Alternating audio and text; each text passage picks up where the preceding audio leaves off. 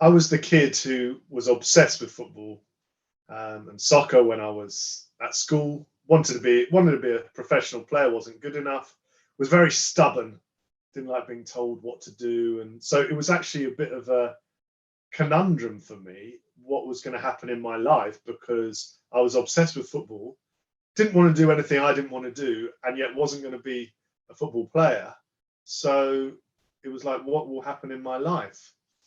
I thought I didn't like reading at the time, but actually I did read every day. I read the match reports in the newspaper, and I started to think about the job of the people who wrote the match reports and how basically they spend their whole lives watching football for free, and in fact being paid to do it because it's their job. So around the age of 14, I decided I wanted to try and be a football journalist, basically to get as close as football as possible and to be paid to do it. But of course, I'd need to be good at writing. So I started off making the teas and coffees and doing the photocopying for free during the school holidays. Ended up many years later being the official journalist for the England football team. And so I got to go to 2 World Cups with them, live and work with them. And of course, my job, this was before the days of social media. So I was essentially their microphone to the world.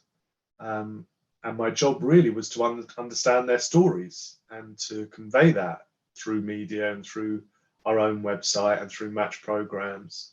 And so I had all of these stories swimming around my mind. And I'd also been lucky enough to interview Ronaldo and Messi. I've done some work for FIFA as well. I had all these stories swimming around my mind. And then it became clear that there weren't any soccer novels for people, let's say aged between 10 and 14, something like that. There were short stories for young kids and there were autobiographies and biographies, but there weren't any proper stories, any proper novels for people that age. And the context was also that Harry Potter was just coming out at that time, changing the world of literature and stories and what's possible forever. And so in my simple mind, it was like,